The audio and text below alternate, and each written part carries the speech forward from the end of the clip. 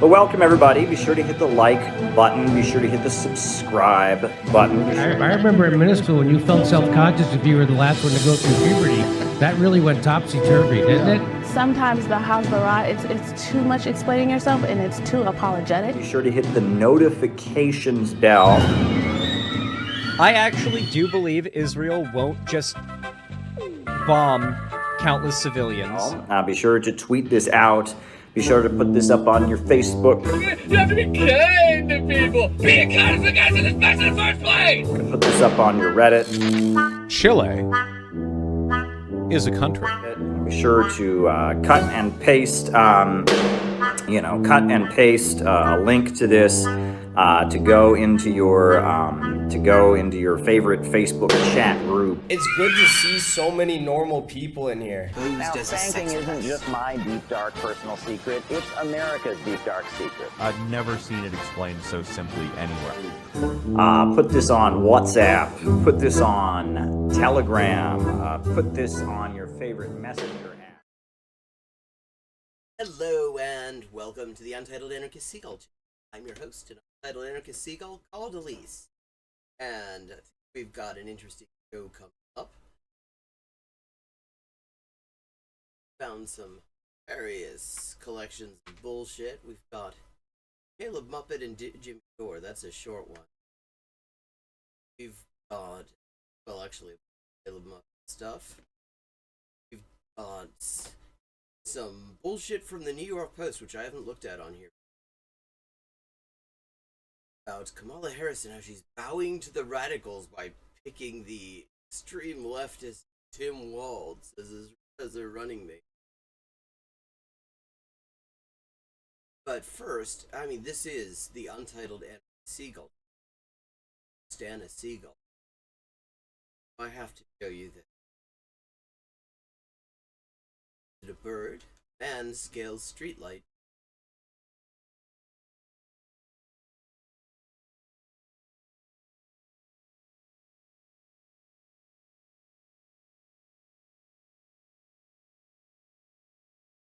There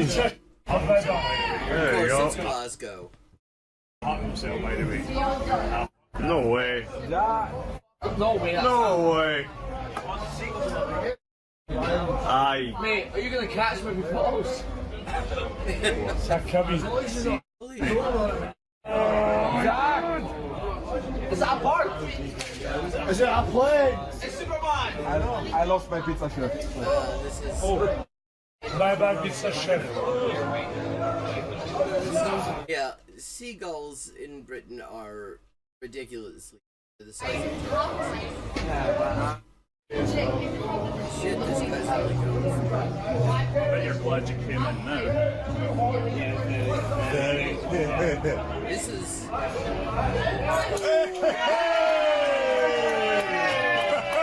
Yes, that showed up somehow in my recommendations.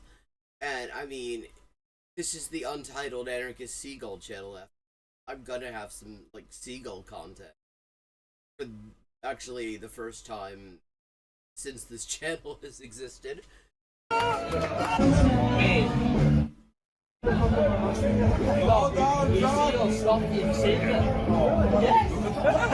we got back down just fine.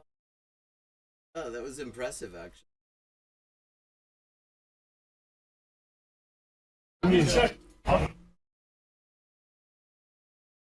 Okay, so we've got a bunch of shit here.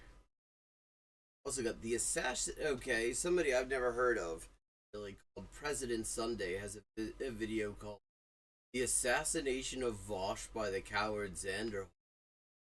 And I mean, that sort of does pique my interest.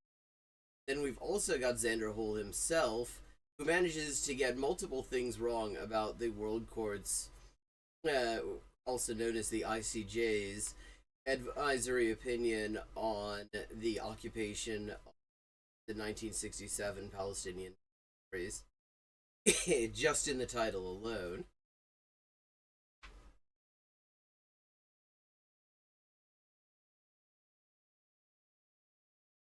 We've got some weed lore.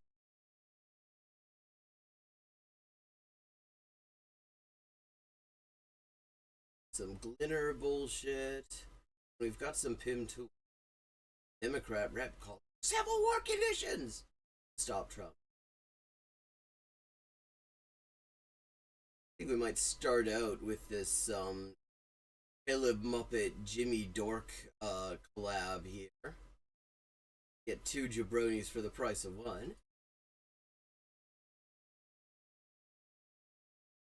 This is about Kamala Harris's father, who is some sort of post-Keynesian. Well, I got to tell you, the reason that I wrote this book is because I interacted with somebody. There was somebody I came across, and they had worked with Kamala Harris's father, Donald Harris. And they told me about that, and so I started doing research. Wow, he actually started doing research. He's never done research before, you have to understand. When he says he started doing research, he literally means it. Because, you know, you remember when Barack Obama was running for president? We learned everything there was to know about, you know, his mother, Ann Dunham, his father from Kenya, his grandparents, and everything. Jeremiah Wright and the school in Indonesia. But no one knows anything about Kamala Harris. Nothing. What do you mean nobody knows anything about Kamala Harris? She's been the she's been the vice president for nearly 4 years. She was the AG of California for quite some time. She was, I mean, before that, she was a prosecutor in, I believe, LA County for a while. I mean, she's not exactly an unknown quantity. Like, I mean, it's funny because he's contrasting this with Barack Obama, who really did seem to come out of nowhere. I mean, it was very clear that the Democrats wanted him for the top job because in 2004 they gave him the keynote address, and they don't just give that to anybody. But people were only just finding out shit about him in like 2008, 2009. Kamala Harris has been around for a while. Like, there's not a whole lot to be unaware of. But suddenly, okay, but Caleb Maupin knows how to be ignorant of things that most people are not. Nothing. I mean, we know nothing. We know that she was in Congress. She gave some great speeches. Well, I mean, yeah, if you mean by we, you and Jimmy Dore, I can buy it. You two know nothing.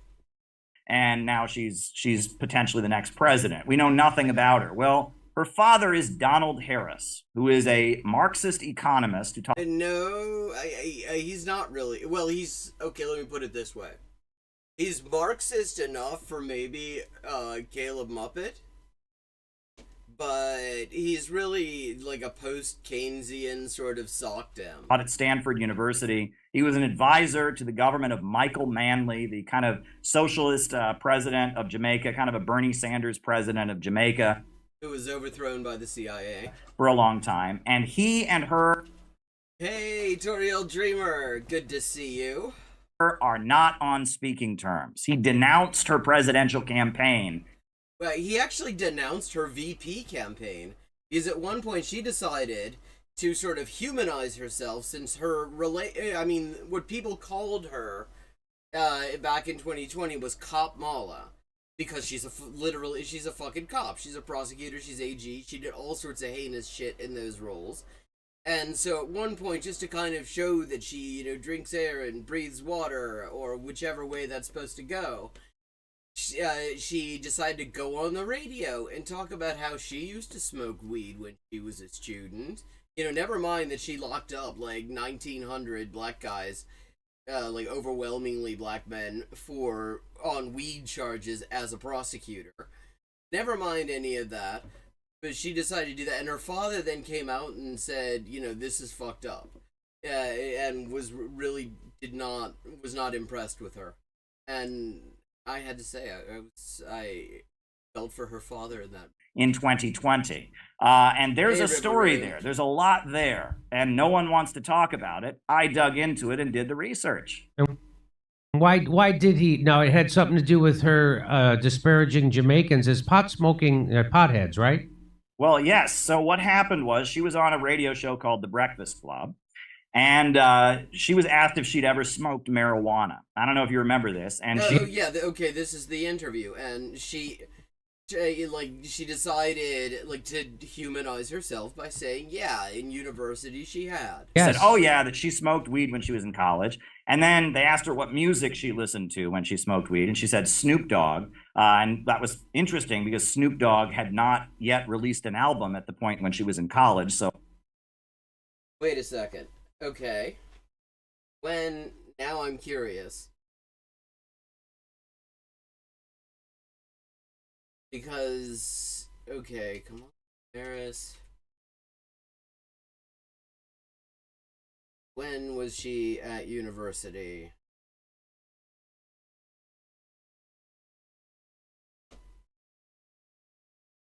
Okay.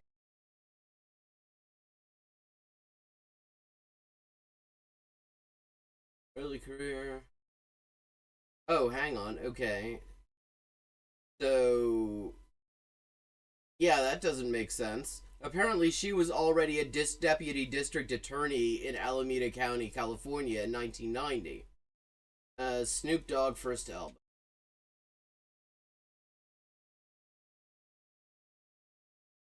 1993. So, yeah, she could not have been listening. Well, yeah. Yeah, I mean, he is the narc.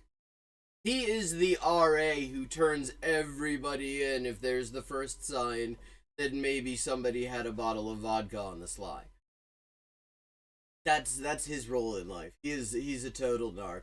But yeah, okay, that's true. She could not have been listening to Snoop Dogg at university because she'd already finished law school by 1990.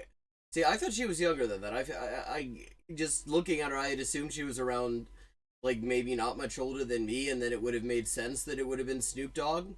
But yeah, I mean, she would have been at university in the 80s. Snoop Dogg wasn't releasing albums. I color me shocked that Caleb Maupin would know when Snoop Dogg was releasing albums. This motherfucker, the only reason he would listen to rap music is to use the N-word, I think, as he sings along with it. So that's interesting. But regardless, she then said, half my family's from Jamaica. What do you think? And Donald Harris heard about this. I would never have said you sound square, Toriel Dreamer. And he didn't particularly care for it. And he published an essay called Reflections of a Jamaican Father. And in that essay, he reveals that it looks an awful... What, he didn't care for the fact that she didn't know that she didn't get the right album? I mean, most likely, my feeling is that she probably lied about smoking weed, if anything. Because we've gone sort of full circle from Clinton saying he didn't inhale to now, like, saying you smoked weed is a way to humanize yourself with the fucking voters. But, like, the reason he was pissed off was because of what she stands for.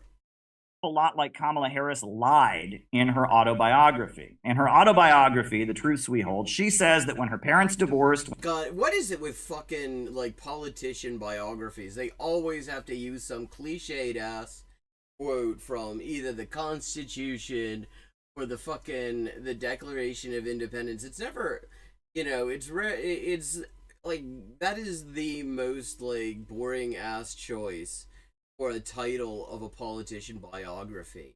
When she was a small child, the only thing they fought over was the books. Oh, doesn't that sound nice? They only fought over the books. Well, Donald Harris reveals they actually fought over who got custody of Kamala and her sister. There was a custody battle. Okay, why do we care? Like, okay, so there was a custody battle. That happens. Why do we give a shit? And in that custody battle, they played up the stereotype of Jamaican men and black men as not good fathers, as pot smokers, as lazy, etc. And that stereotype that she... Yeah, Toriel Dreamer observes that my question does seem to be asking a lot of questions that the t-shirt, why do American politicians have to use quotes from the Constitution or Declaration, already answered. And yes, you do have a point. Is that a thing? And like, I pay a fair bit of attention to Canadian politics for not being there. But is that a thing where, like, do your, like, politicians, do any of your, like, front bench politicians publish ridiculous boring ass autobiographies with like quotes from the Charter of Rights and Freedom as the title or something like that. Or, I mean, I guess if they're Alberta politicians, quotes from the Notwithstanding Clause. See? Invoked of Jamaicans as, joy-seeking, I forget the language he exactly used, but, that was used to deprive him of the ability to see his daughters. So he particularly took issue from it. He denounced her presidential campaign. He called it a trap. Well, the Notwithstanding Clause seems pretty sacred to like, certain provinces. But yeah, I know. I mean, you can't really build the same sort of cult around, founding documents that are less than 100 years old. Yeah, whereas the provinces is not the most stirring piece of verbiage ever. Attendu que les provinces. Yeah, I mean, I guess that's something to be said for the fact that, the Canada's founding documents are not old enough to have the sort of language that you can make, that you can build a cult around. I mean, it's just it's mostly late 19th century, 20th century stuff. People who are alive today were around when that shit was new. Doesn't work as well, which I think is actually a healthier situation than having some ancient fucking constitution that is designed so nobody can just replace it and trying and building a religion around it.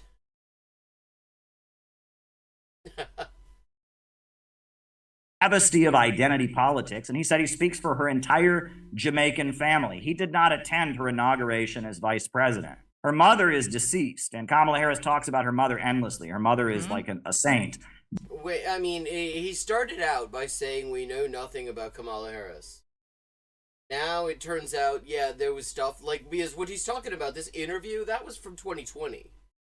Okay, so his whole starting premise here was that she's a blank slate. It's a mystery who this Kamala Harris person is. We've never heard of her. Unlike Barack Obama, who we found everything out about, within a few months of him starting his campaign. And now he's saying, wow, I mean, all this shit.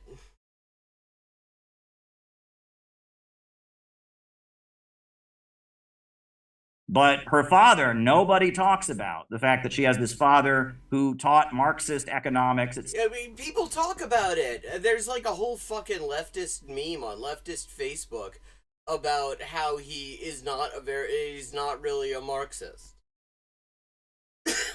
There's this whole meme about how he doesn't give a shit about value theory. He doesn't really seem to stand class struggle. How he's really just a fucking sockdem. This is, maybe this is new to his people. I can buy that it would be new to his people.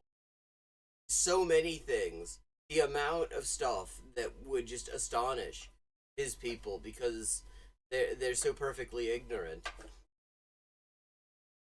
But, I mean, none of this is... He's, acting like he unearthed some fucking secrets here.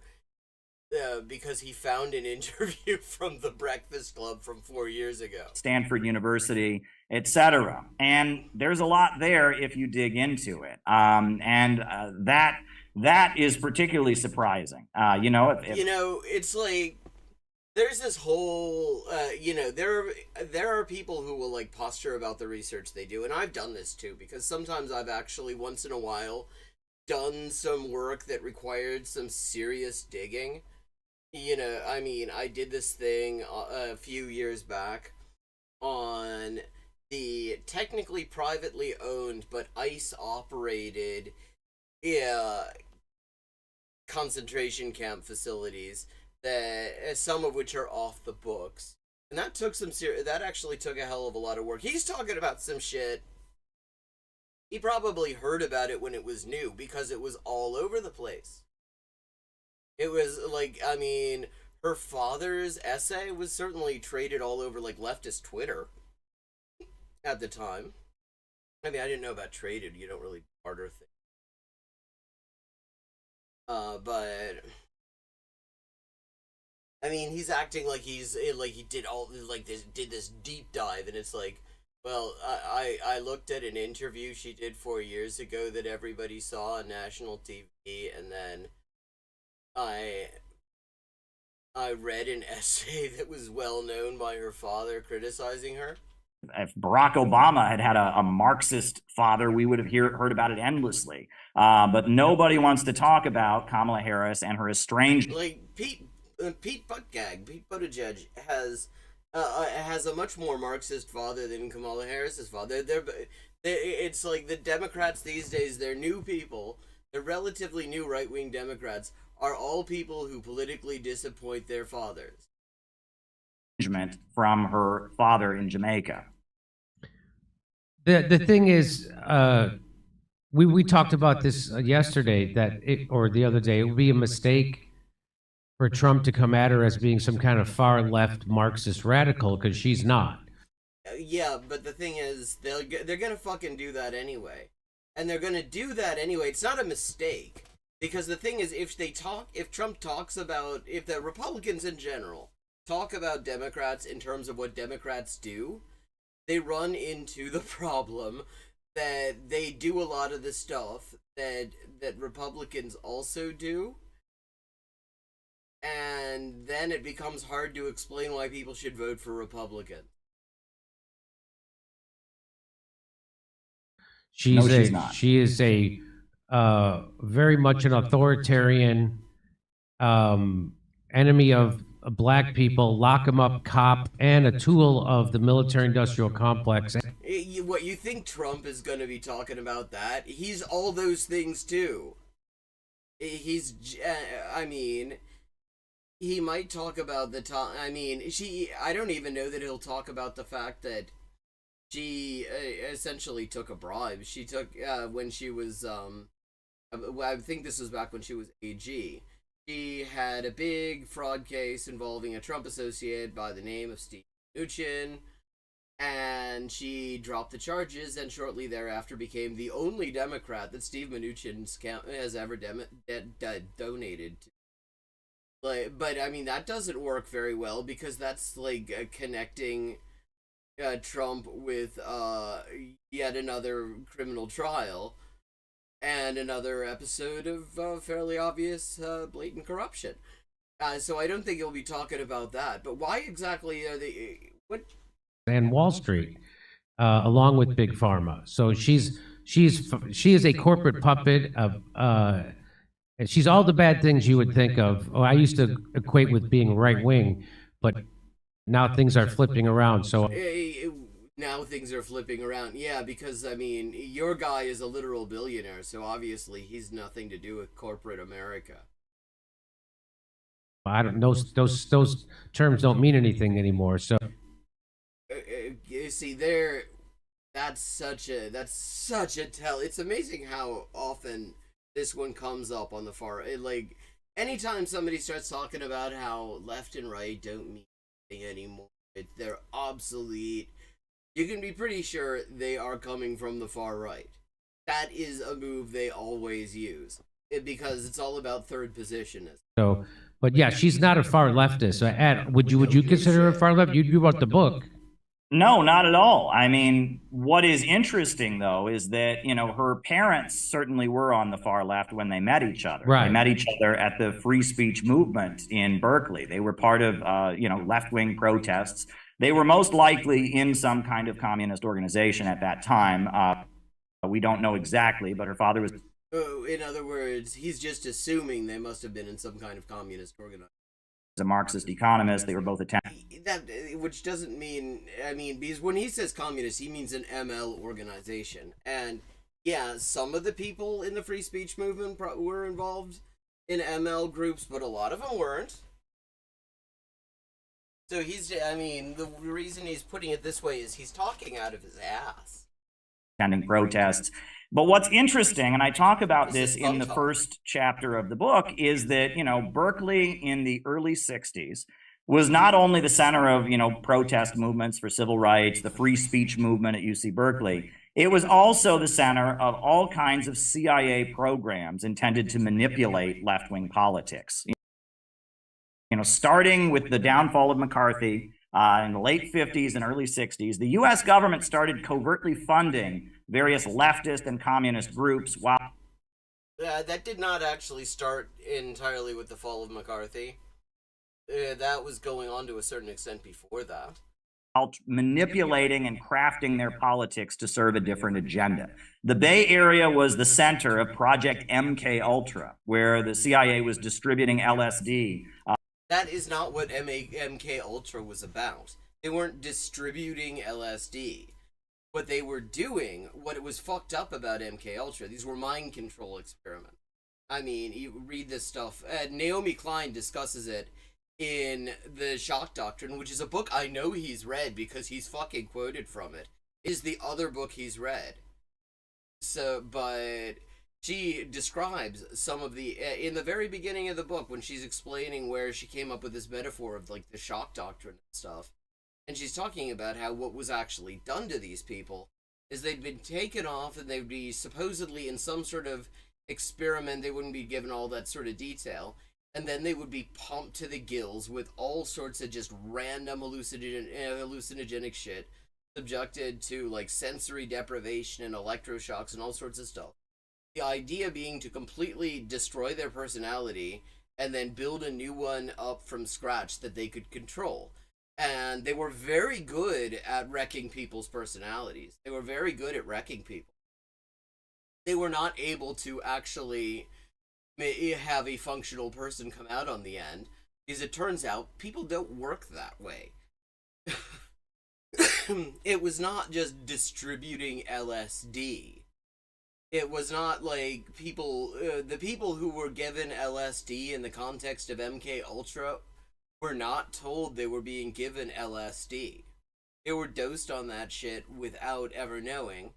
And then, you know, they'd be sent out into their lives with all sorts of PTSD, all sorts of fucked up stuff.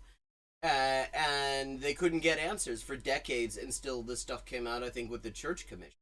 I mean, this is a thing he does, where he'll just act like it was like the CIA was handing out LSD. No, that is not what MK Ultra was. That is such bullshit. See, you can even see bottom right corner of the screen there that he's in The Shock Doctrine, which discusses this stuff in some fairly considerable detail. And he's definitely read it. So he knows that this isn't just handing out LSD. Throughout civilian areas, just handing acid to people, etc. No. And there was all kinds of manipulation of the politics of the Bay Area, and her parents were heavily involved in that. And that was more to do with COINTELPRO, my dude.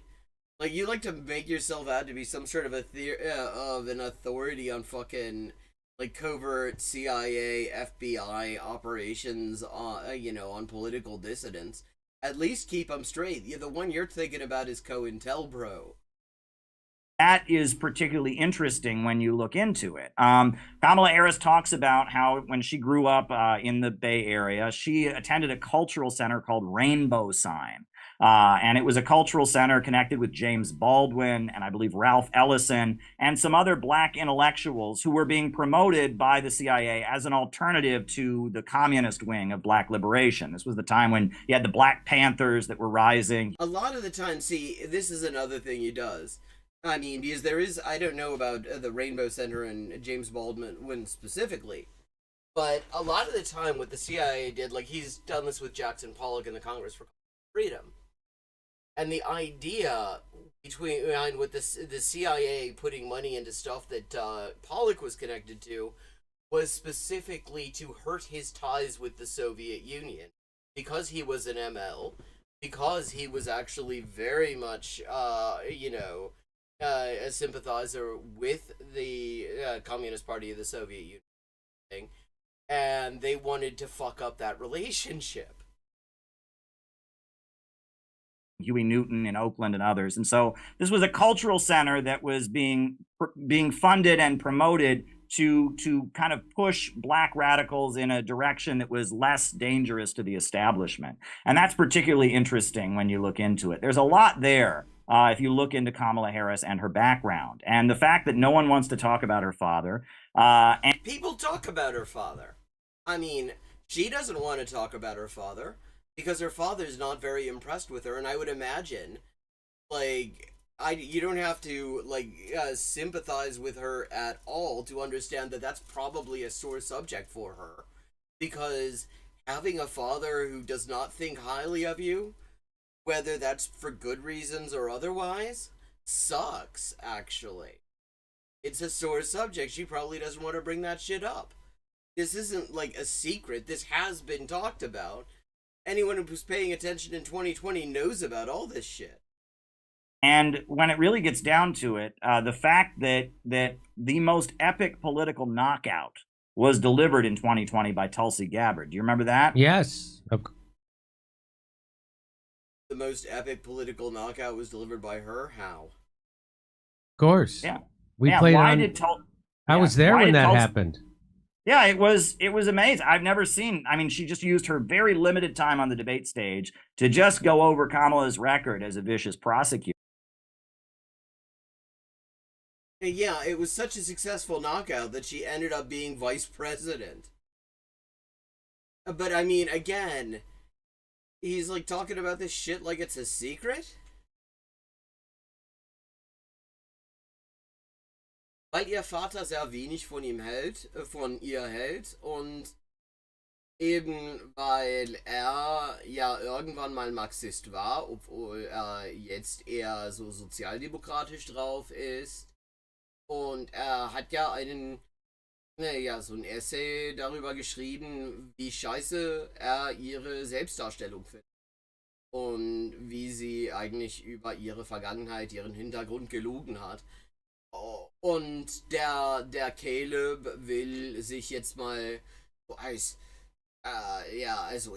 investigativer Journalist irgendwie profilieren, weil er Dinge gelesen hat, die wir alle gelesen haben. Vor 4 Jahren. Deshalb. Das ist Profilsucht. Okay, so we've got all sorts of stuff. We've got some Pim Tool. Democrat rep calls for Civil War conditions to stop Trump. Caleb on Jesus, Guns, and Babies with Dr. Candace Taylor, who I've not actually heard of. Some guy called President Sunday, who I've not heard of either.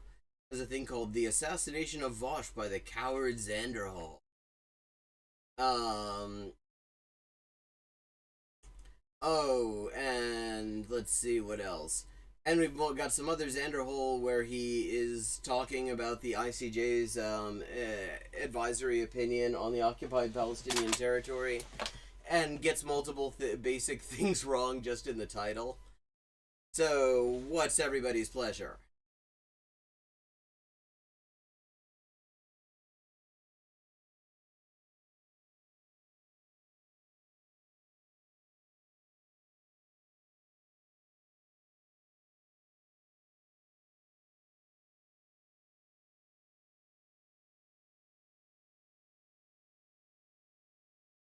All my windows are in the wrong place. Understandable. That is a move. Also got Weed Lord talking about the Olympics and JD Vance.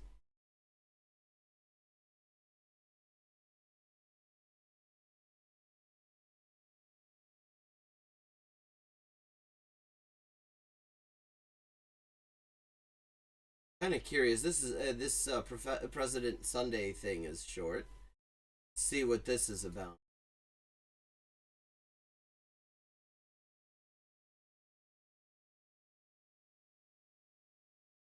Big rule, I've never heard of President Sunday. I mean, like, I think the name might have come up, and I've heard it, but other than that, okay.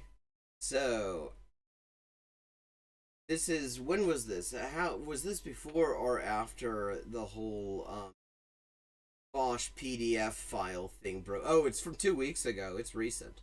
So yeah. So, like, this is a weird time in history to be defending Vosh.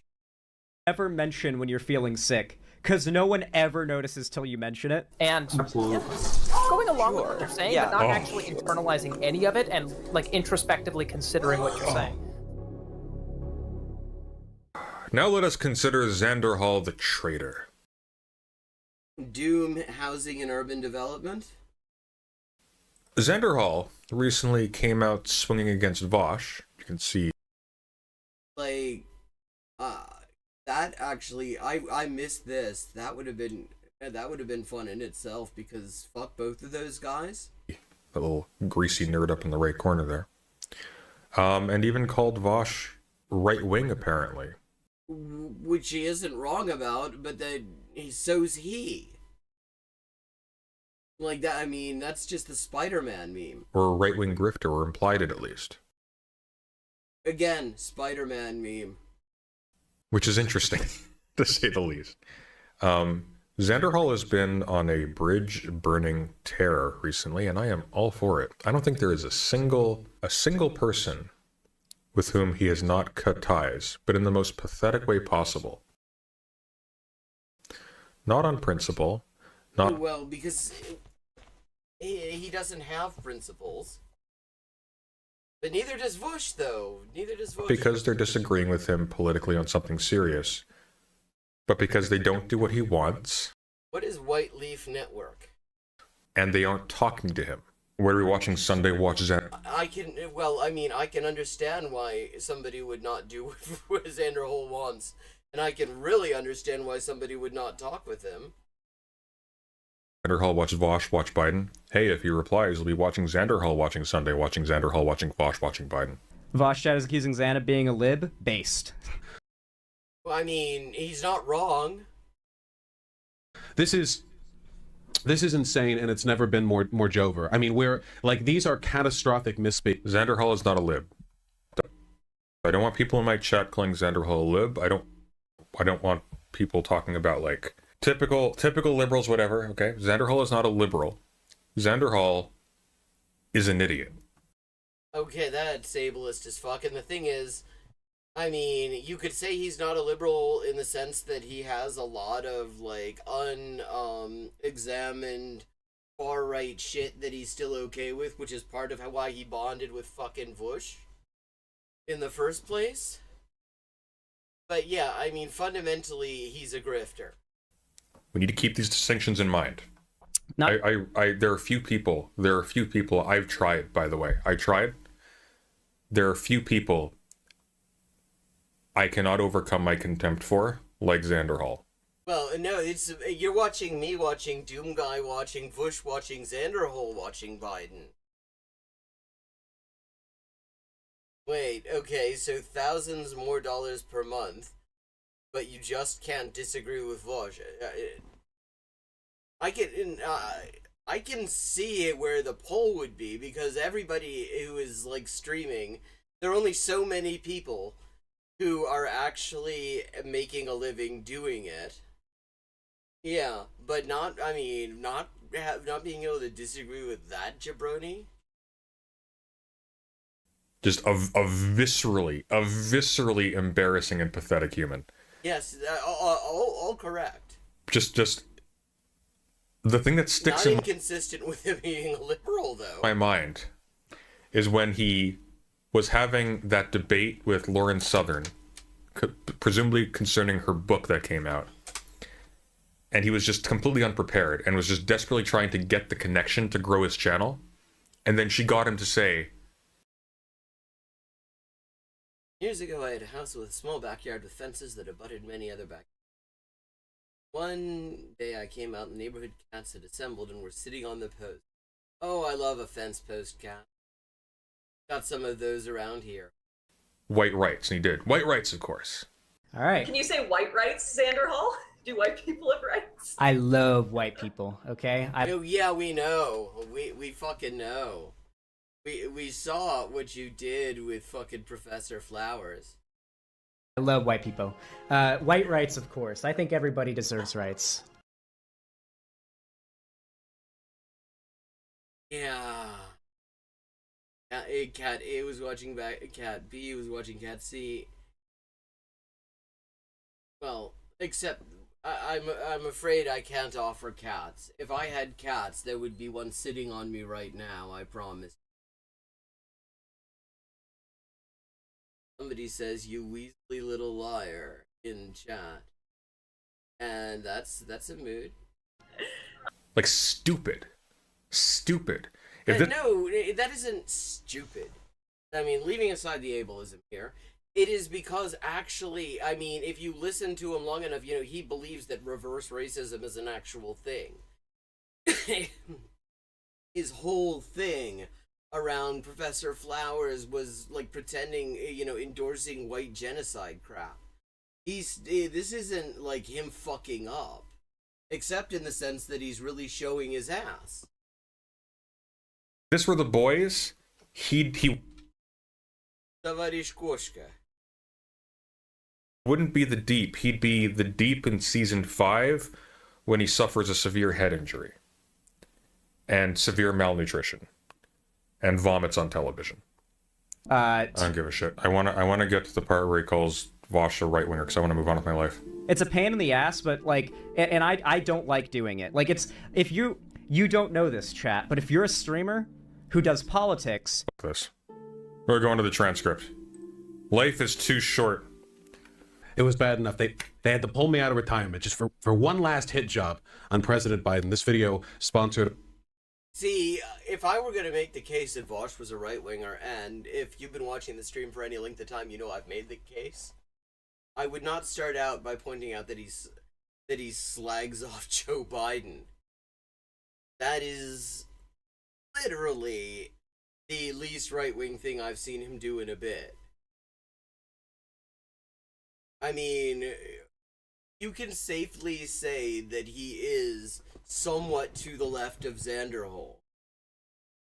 Because Zanderhol has been, Zanderhol was for a long time just riding Vush's ass and was taking, like, every single Vush take, he would just kind of adopt it as his own, give it its own nice little home. But since he started disagreeing with Bush, it's been constantly doing it from the right. But of course, I hate having the name President Sunday because every time somebody says President something, a part of my brain thinks they're talking about me. One less hit job against President Sunday. It's just automatic. By Americans for President Trump. No. Wait, okay, so you gotta, okay, so he's self-aware, right? Like, he's self-aware that there's sort of a very clear shift he's taken in his content as we're getting closer to the election, where my friend said that skimming through his thumbnails, he couldn't tell whether or not he had become a right-wing streamer. That just speaks to political illiteracy, though. Like, it's very clear that to the extent that Vush is right-wing, and he is quite right-wing, again, that much is true. There's all sorts of right-wing shit. We saw him, like, justifying it when Biden decided to start a war with Yemen over Yemen's sanctions that were geared to stop the genocide in Gaza. And he just went full-on, like, Edwardian colonial office bureaucrat talking about the sanctity of maritime trade, and it's like, well, maybe stop the genocide and the Red Sea will open up again. Israeli ship stuff. Why not do that? And he's like, no, you can't do that. And but, like, the fact that he's slagging off Biden does not make him right-wing. That is, like, right-wingers pretend. They're so proud of Let's Go Brandon. They think they invented not liking Joe Biden. They're late to the game. Leftists have been hating that motherfucker since he was in politics. Like, my buddy Ethan, like, straight up asked me, like, is Vosh, like, a right-wing streamer now? You remember Ethan, right? Ethan's the bozo who came on my stream. I just couldn't... He's not a bozo I'm familiar with. I'm not even familiar with this bozo. Couldn't stop interrupting for 5 seconds. He was like, It actually reminded me of the first conversation with Liam. The second one was all right. We actually managed to have it back and forth, and it was kind of okay. But Ethan was like, God, just dumb as a turnip. These people are dumb. Dumb. No, this is such insightful analysis. Dumb. Does not mean you are pro-Trump to point out the unviability of the current Democratic frontrunner for the presidency, folk. Unviable. Yeah, obviously. I mean, that is obviously true. He's a schmuck. Oh, it's schmucks all the way down. It is a Mobius strip of schmucks that we're looking at here. And at some point, one of these two is going to reply to this shit, and then we're going to have, like, some sort of interlocking multiverse of schmucks. Okay. But he's right about that. The main criticisms, like, for one thing, the Trump campaign actually kind of seemed pretty happy to have Biden there. And you can understand it because everybody fucking hates Biden. Biden sucks. Biden, Biden is so unpopular that he is actually not, that he was polling below Trump, which takes some doing. That is not a right-wing thing to say. That is just, like, most of the people who have gotten the most airtime saying that are specifically saying that because they want Trump to lose and they don't think that this guy was going to do it. And ultimately, that it became obvious, and which is why we've got fucking Kamala, who sucks too. Ability when Trump is the only other candidate? Well, Trump isn't the only other candidate. There are other viable candidates besides Biden on the Democrat side if Biden steps down from the right. Yeah, I mean, there are some more viable. Kamala Harris is not a good example of a more viable candidate, I should say. She actually was polling worse than Biden because all of Biden's shit rubs off on her as VP. Plus, she's got plenty of shit of her own from when she was, AG in California. Running. Xander. And unviable if his obvious senility and inability to maintain the composure of someone who isn't a recent stroke victim ends up ceding the election to Trump so that now you have a radical Republican who stacked the Supreme Court in office now making policy. That's a different... Yeah, I mean, the Supreme Court's already pretty well stacked at this point. Story. He's such an idiot. Well, I mean, this is his entire fucking analysis. It's just ableism. No wonder I haven't watched this guy before. He just doesn't give you all that much to do. The only reason we're watching him now is I wanted to hear about the assassination of Vosh. I don't need to hear this guy just saying they're dumb. He's so stupid. Like it's. Is this like people who watch President Sunday? I'd never heard of the guy. Maybe somebody in chat is familiar. Is this his whole thing? Is this his whole fucking thing to just go and look at stuff and go, yeah, that's dumb? It's like, really? That's all you fucking got? Do people like get excited to watch that?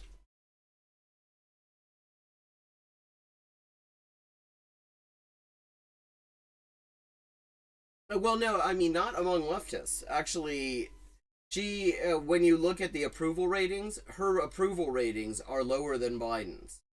It's not surprising that it's not actually surprising that she has energized, like, right-wing Democrats and stuff. Precisely because Biden was such a hold-your-nose candidate and was looking like he could fall apart at any fucking second. Oh, he does. Like, I mean, really, I think anybody they put in would have energized the base to a certain extent, just because it would have been nice to be done with Biden. Because Biden would get up there and he couldn't, if he's speaking extemporaneously, it's completely incoherent, and half the time you can't even hear him. I mean, a lot of people talked about the way that there was so much background noise in that ABC interview he did. The reason for that is that they had to jack up his microphone so much that it was bringing all the background noise with it. I mean, so on a certain level, anyone probably would have gotten a bump just for not being Biden. But I mean, historically, her approval ratings are worse than Biden's. There's actually, the thing is, at this point, the Democrats don't really have popular people. I mean, I wouldn't be surprised if Waltz actually is kind of bucking that trend. He seems vaguely progressive, and he just kind of seems like, you know, just in terms of personality, out of all the fucking ghouls that you have in the political class, he's somebody that I think people could actually imagine having a conversation with. He seems like human. But and he's been somewhat progressive on some things. I wouldn't be surprised if he's actually polling really well. I haven't seen numbers. But I mean, yeah, Waltz's selection almost certainly will have helped. I haven't seen figures, but it wouldn't surprise me. For one thing, because he's new. He's a big part of the problem with the Democrats is they want to like keep it in the family so much.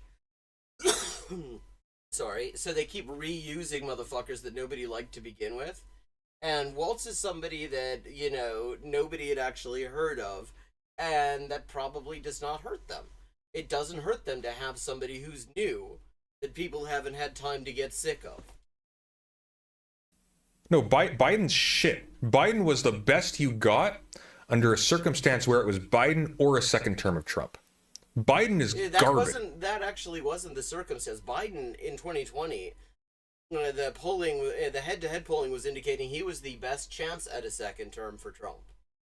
Actually, the Democrats did all sorts of totally legal manipulation in the primary, because the primaries in this country are a joke, just to give that guy who was in like 4th in the primary the nomination. Even knowing that he was at long odds to beat Trump. Rich. He's awful.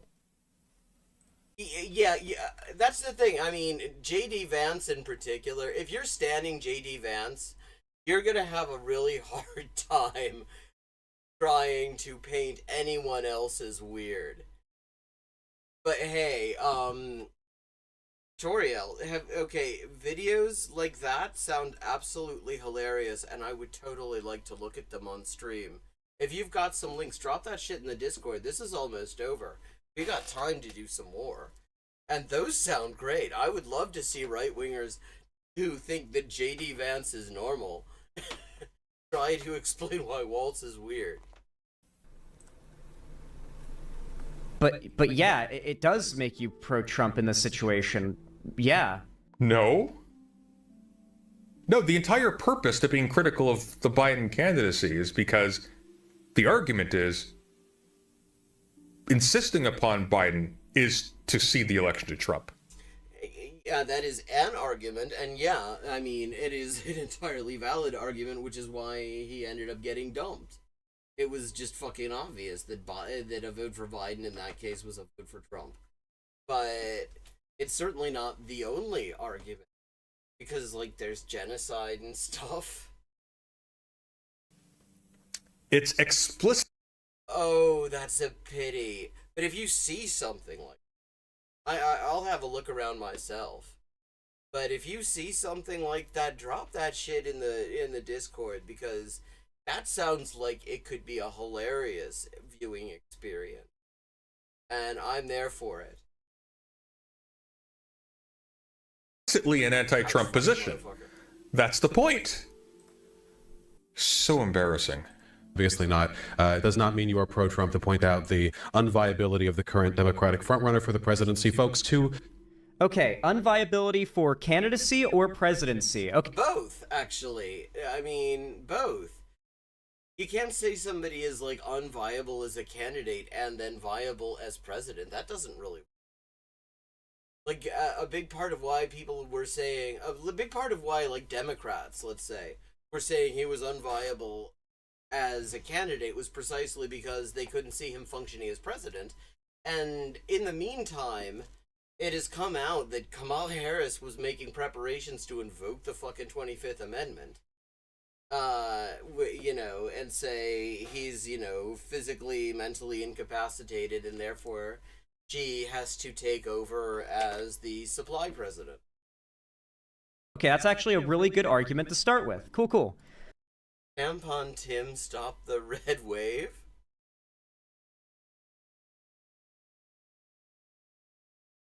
Some good points here. I don't want to go into a debate with homeboy here and have like nothing to fucking say, you know? Oh, I'm gonna have to talk about that like tonight, aren't I? And then I saw the second one, and I thought, oh, he's trying to bait a debate with Vosh. What debate? There's no debate planned. I think.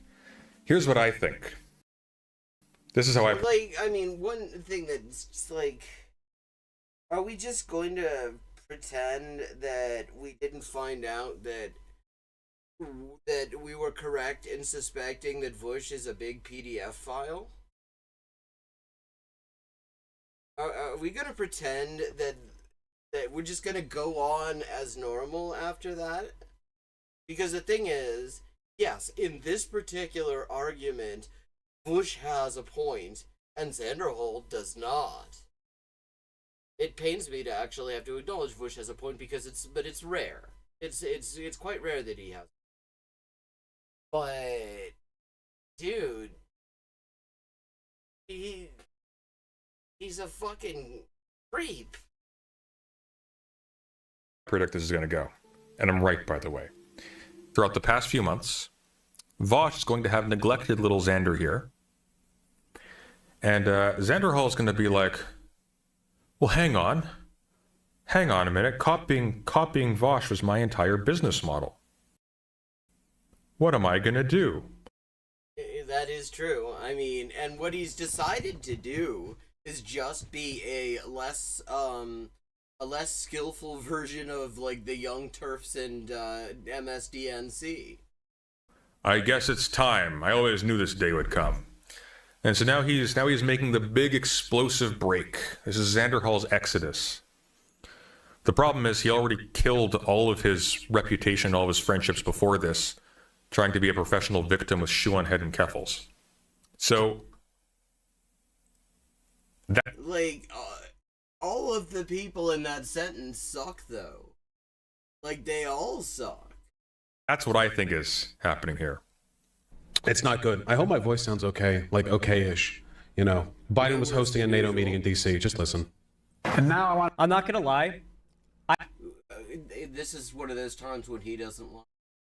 I think streamers and YouTubers, like big rule, never mention when you're feeling sick, because no one ever notices till you mention it. Who cares?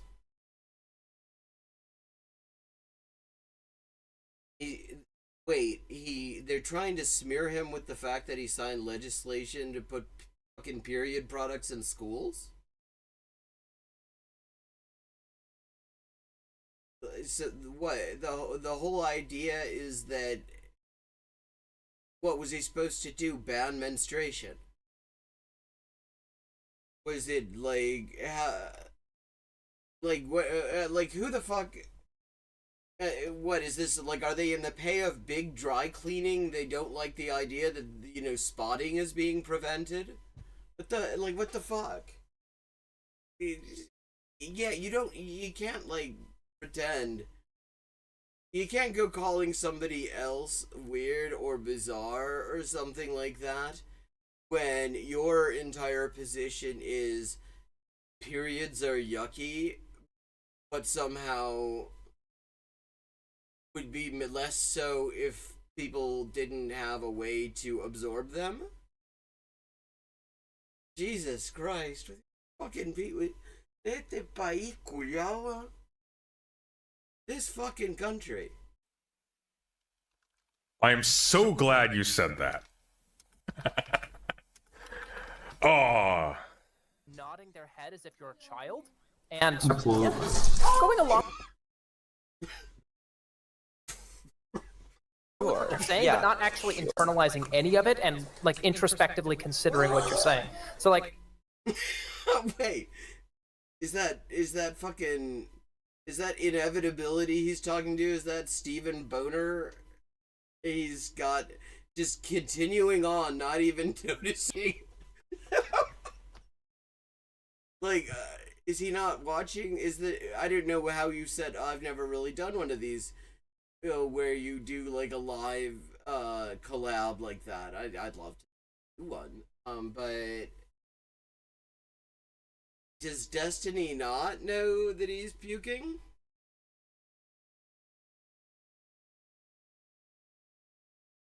Yes. That is entirely possible. But Jesus, wow, what fucking people.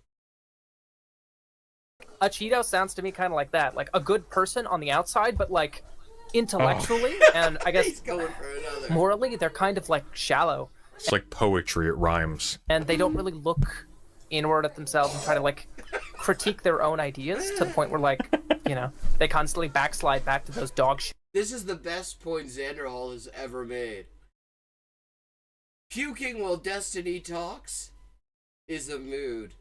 And canonically, that vomit right there is Destiny's child. Shit takes until eventually they alienate everyone. Like, sure, I think that You never say you're sick on stream, because they'll never tell. Let's do that one more time. Let's hear that one more time. Okay. Oh, we gotta. I'm cool watching that one more time. We gotta do it one more time. I'm not gonna lie.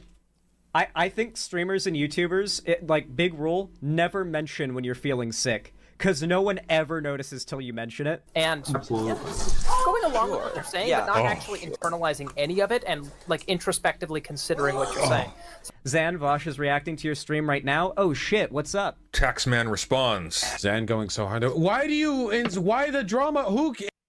If I'm watching, I'm watching. What is he even saying? Why not just say what is being said? Than Biden. That's the thing.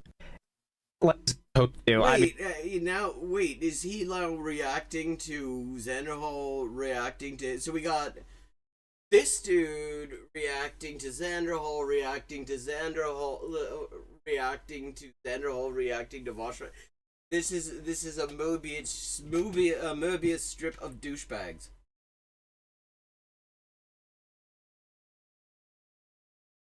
That was like 5 big cans of Red Bull right there, I think. That was Green Monster Energy. I just love that fucking Destiny is so full of himself that he was continuing on and, didn't miss a beat. The guy he's there talking to is fucking blowing his guts out live on stream, and he's just sitting here, and here's another incredibly shitty point that I'm going to make for my really annoying audience, and it doesn't miss a beat. Not a, hey dude, you okay over there? Nothing. Like, if somebody falls out and pukes their guts out on your stream, on your collab, I'd not considered the etiquette of this before because it's not happened to me. But it seems like you're supposed to say, hey, you okay over there? It does not mean you are pro-Trump to point out the unviability of the current Democratic frontrunner for the presidency, folk. Like, how many? We got too many Voshes on the screen right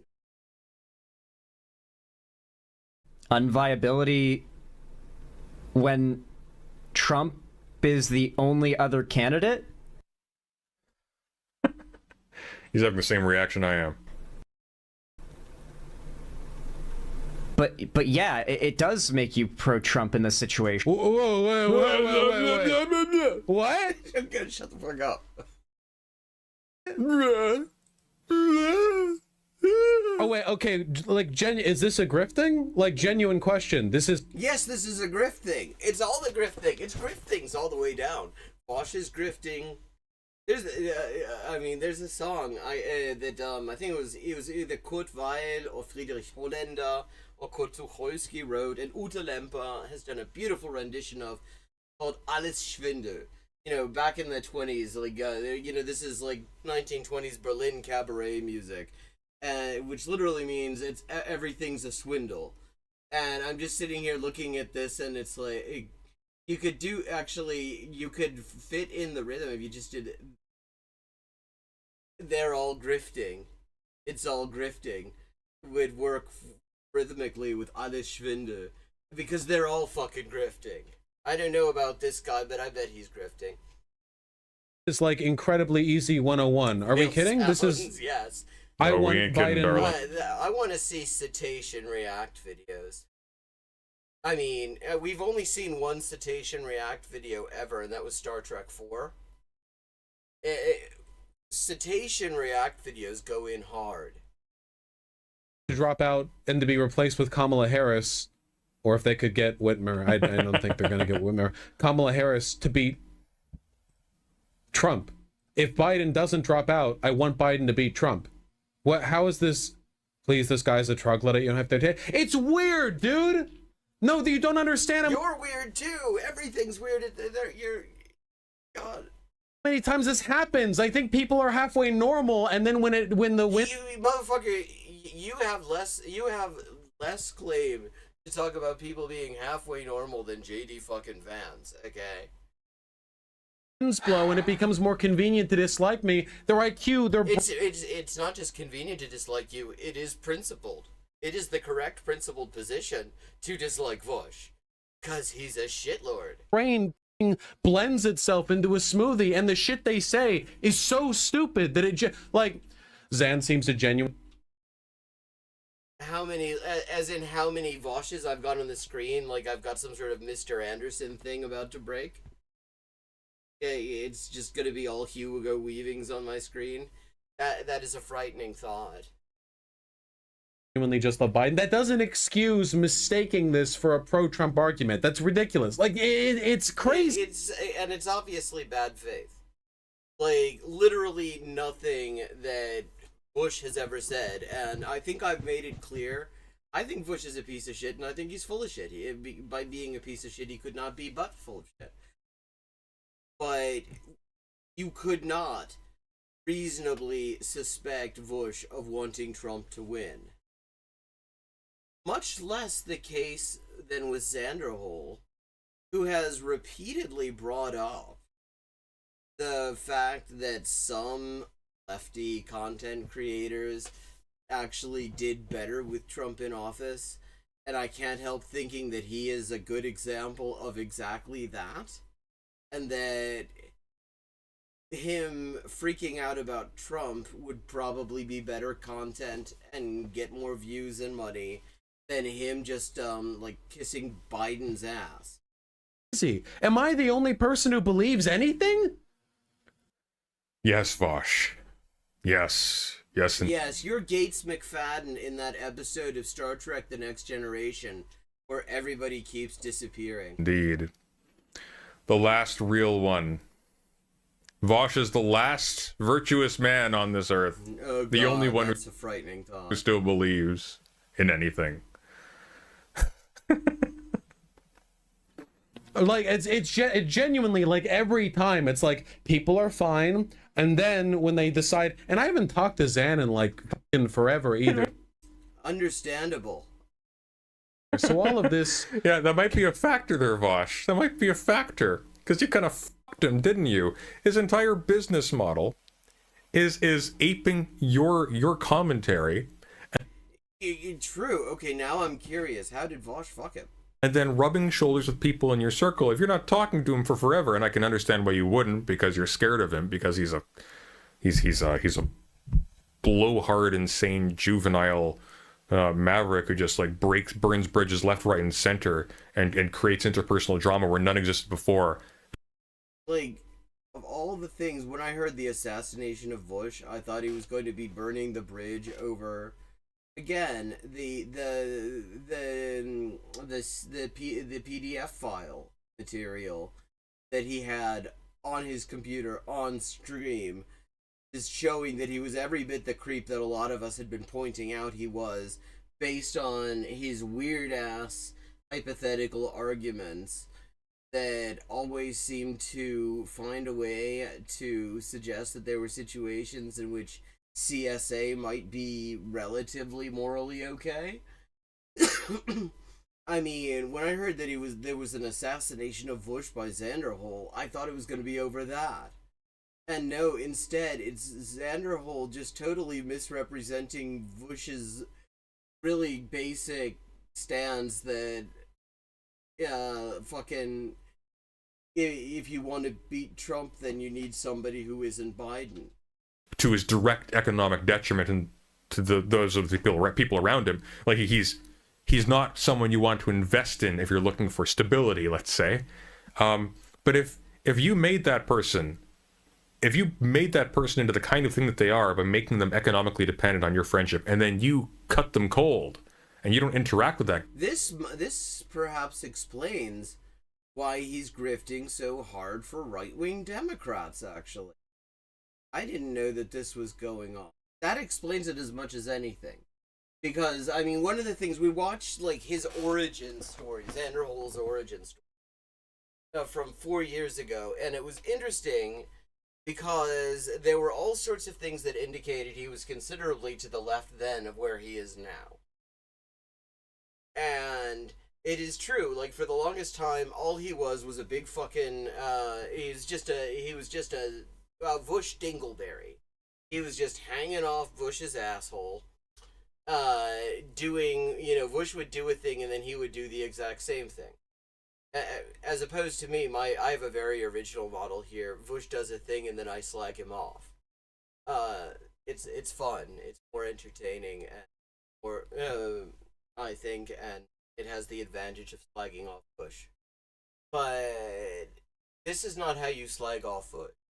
But if Bush just sort of cut him off like that, which is just weird. It is wild that is the direction that would have went in. That's as weird as the fact that Trump paid hush money to Stormy Daniels and not the other way around. Because if it were me, I would definitely never wanted to get out that I fucked Trump. I can't. Whereas for him, it actually probably improved his standing with a lot of people. That there was at least one person willing to sleep with him.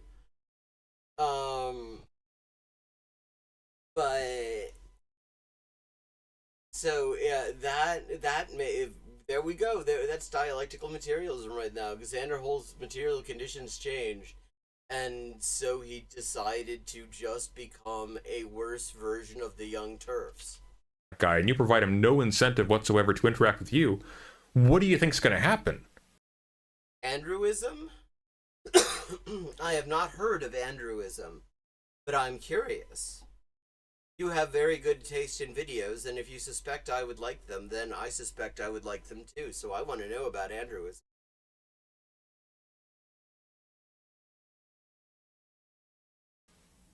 What do you think's going to happen? You think Zanderhol's content to just rot because you're enjoying showing off your new shirts on stream? So stupid.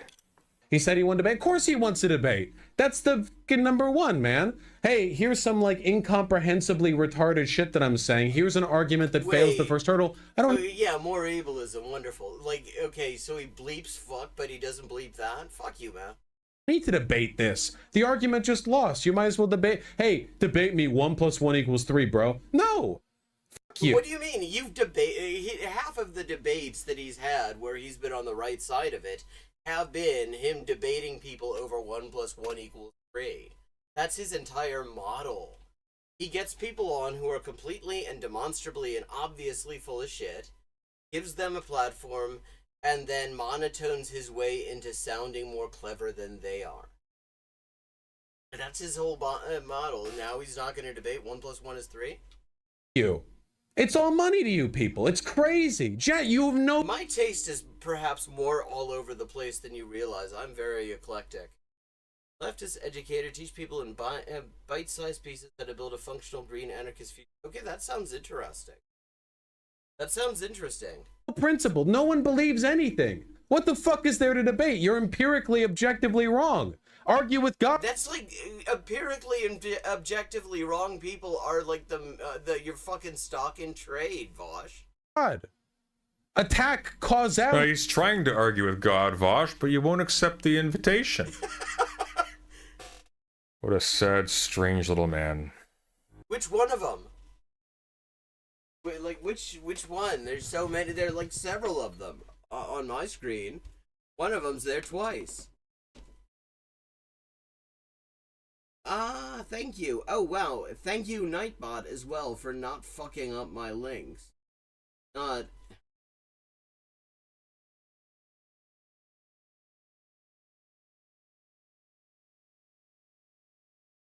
Okay, gonna give him a follow or a subscribe.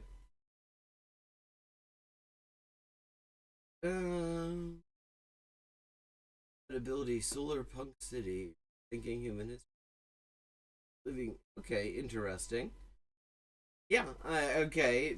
The titles of the videos are promising. Thank you for telling me about it. Okay, we've got just a few minutes, actually.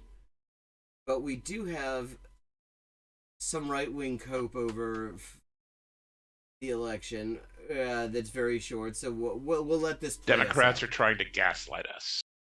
Yeah, I mean, they are, but I don't think they are in the way you're talking about. The New York Post. The shitty New York newspaper. The shittier New York newspaper. New York has a wealth of shitty newspapers. The media is eager to help them out. The Harris Walls ticket is the most lefty ever. No, it fucking isn't. Okay, in that picture, suddenly he looks like Wallace Shawn. Trying to cover it in a gauze of blather, of... Well, I mean, it is an election. You're going to cover things in a gauze? What the fuck metaphor is that? A gauze of blather. He was gone in a gauze of blather. Midwestern folkiness and whatever the heck Harris offers. She's a right-wing cop with a history of taking money from very dodgy rich people, and this is a country ruled by very dodgy rich people. You should know that. You are part of a newspaper that is very much celebrating the fact that this is a country ruled by very dodgy rich people. So maybe you should realize what this is. But it's garbage. Harris has been a progressive lefty her whole career. She was to the left of Joe Biden. And that's not hard. Fucking Reagan was to the left of Joe Biden on some things. Like, literally, I'm not just saying that. Look at what Reagan said to Begin when he did a bunch of massacres in Lebanon, and what Biden said to him at the exact same time. Being to the left of Biden is not hard. She hasn't reversed any of his policies, not the big spending, not the borrowing, not everything that gave us nasty inflation. And well, how is she going to reverse this? But she's his fucking vice president. The vice president does not have the power to reverse his policies. Jobs are drying up now. They've got nothing to say on the economy, so they're talking about just blather. Yeah, it's an election. That's what everybody does. It's all blather. Nobody wants to talk about shit that about actual issues, because if they talk about issues, then people start to notice that the candidates agree with each other more than they agree with most people. Trying to get by on vibes. Walz has goosed the size of Minnesota's government, drying up what was a large surplus when he came in. Okay, a surplus is not actually a good thing in a state budget. A surplus means there are funds. The only time a surplus is potentially a good thing is if every single need has been met, and you just have something left over. But that's not the reality. That's not what's going on. That's not what's going on anywhere. If you have a surplus, and you've got fucking people going hungry, which in this country that's a lot of people, then you're a prick. You should not be running a surplus. You should be using that money for useful things. To increase taxes, the state's population is plummeting because people are fleeing. He's also gone hard left on social policy. Wow. Are we about to hear, what, is he a communist? The nickname Tampon Tim fit. Oh, here we go, Toriel! So apparently communism is when tampons. He supports every sort of trans nonsense. This guy think that menstrual products are trans?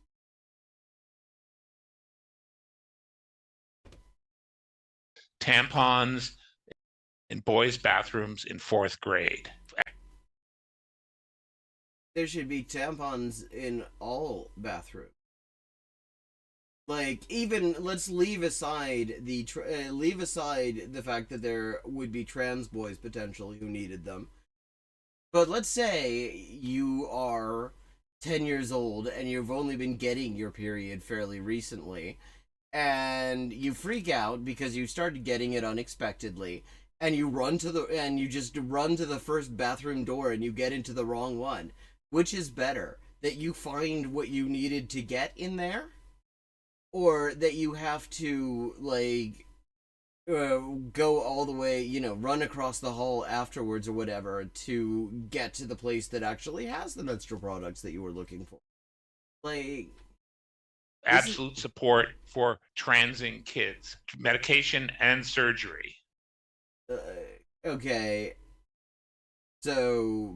just best practices healthcare. I mean, let's leave aside, a lot of like cis liberals don't realize that although it is extremely rare, some gender affirming surgeries are indeed done on under 18s, like top surgery. It's extremely rare, but sometimes it's necessary, and you do absolutely, and like, it's doing trans people absolutely no favors to act like it absolutely never happens, because it needs to happen sometime. He's passed a law But it that will almost take never a happens. child away from their parents if the child is thinking about transitioning. No, that's not actually what happened. Like, that's the Texas law. The Texas law is the one where if a trans kid comes out and the parents don't abuse them, then the state can take them away. Florida's got that. They don't have that in Minnesota, and I'm surprised that you're against this. It sounds like this is the sort of thing you'd be for. Nuts. It's extreme. But all we get from the media is, oh, he's got a great accent and he looks like a cool dad. I mean, I will give him that he looks like a cool dad. It's nonsense. It's up to the Trump-Vance campaign to pin them down on...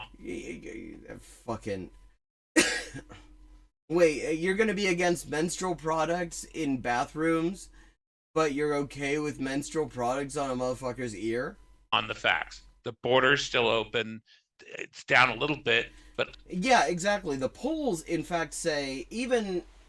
Actually, there have been polls that say that even a majority of Republican voters find the amount of targeting of trans people legit frightening.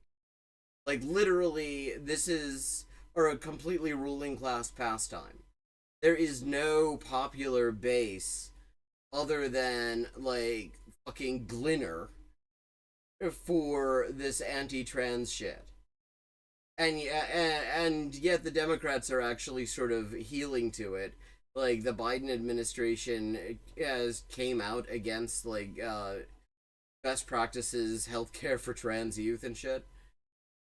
But yeah, I mean, you're absolutely right. The polls very clearly say this is not something that people, even the people who are transphobic, don't give a shit about it. And don't want this to be what they're talking about. Like, Republican voters, they're not interested in, like, obscure bigotries like transphobia. They want to do racism. Why are you bringing in all these new things? Your fucking Unplugged album when you've got, like, the classic stuff that everybody's trying to listen to. But I just noticed it is time for me to be wrapping up. Thank you to everyone who joined in. It's always good to see you. I hope you enjoyed the stream. I will be back same time. Actually, a little bit earlier since I was late. There was stuff that happened around here involving broken glass. Shit. Yeah, good old mom and pop racism, exactly. But I will be back tomorrow at the exact same time. And until then, you can find me on the Discord. I hope you enjoyed the stream. I enjoyed seeing you. And so, with that, I bid good night, good luck, and fuck Xander Hall. Also, سيكون مكسور الكيان الصهيوني المحتل المجرم. An important Arabic phrase.